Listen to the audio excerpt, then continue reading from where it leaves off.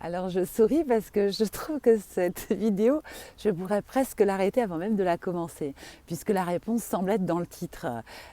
Pardonner l'impardonnable. Si c'est impardonnable, bah, ça ne se pardonne pas. Et pourtant, eh ben, je suis là pour partager le contraire, hein.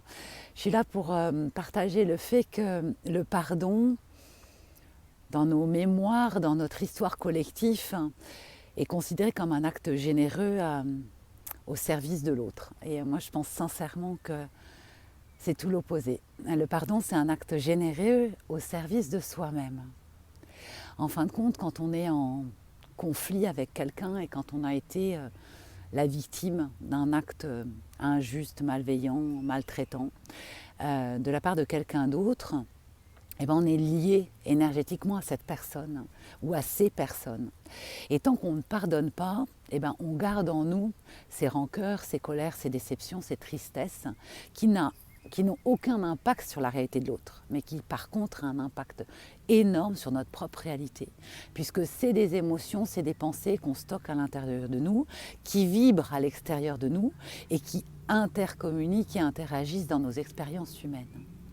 Donc pardonner, c'est évidemment ne pas dire à l'autre ce que tu as fait, c'est excusable, ou c'est justifiable, ou ça n'a pas de valeur.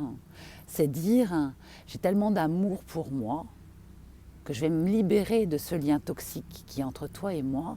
Et pour ça, le moyen que j'ai, c'est de te pardonner, c'est de sortir cette histoire de ma réalité et de passer à autre chose. Et en faisant ça, on coupe des liens énergétiques extrêmement puissants qui vont amplifier notre propre vibration et transformer notre propre réalité, notamment dans la relation aux autres, puisque le pardon est en lien avec nos expériences dans la relation aux autres. Pour vous donner un exemple très concret, dans pardonner l'impardonnable, moi j'ai dû pardonner au bourreau de mon viol collectif. Voilà, j'ai été violée à l'âge de 11 ans par 5 jeunes hommes dans le cadre d'une colonie de vacances. Et l'important, c'est que ce pardon m'a permis de libérer toute la colère et toute la haine que j'avais contre les hommes. Et à partir de là, j'ai pu m'ouvrir à plus de paisibilité et plus de justesse dans ma relation aux hommes. Qu'à partir du moment où j'ai pardonné à ces hommes, j'ai aussi libéré quelque chose au niveau énergétique et sexuel, ce qui m'a permis d'être plus libre dans ma sexualité avec les hommes. Qu'à partir du moment où j'ai pardonné ça, il y a une forme de colère en moi qui était bien stockée et qui était bien noire, qui a pu se libérer et que je n'ai plus eu à rejouer dans mes inquiétudes ou dans mes peurs dans la relation aux autres. Donc pardonner l'impardonnable, 1, c'est possible. 2, c'est même extrêmement nécessaire.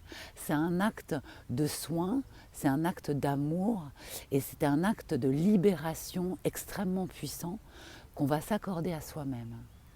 Donc je peux que vous encourager à abandonner l'ancienne vision que vous avez du pardon et à vous approprier cette nouvelle-là, parce que celle-là, c'est une garantie de guérison profonde et intérieure, et c'est aussi une libération totale de nos attachements à nos expériences du passé, qui, si elles ne sont pas abandonnées, finalement conditionnent notre réalité, nos expériences au quotidien. Voilà, challenge réalisé, pardonner l'impardonnable en 3 minutes chrono. À bientôt pour une autre capsule. Ciao.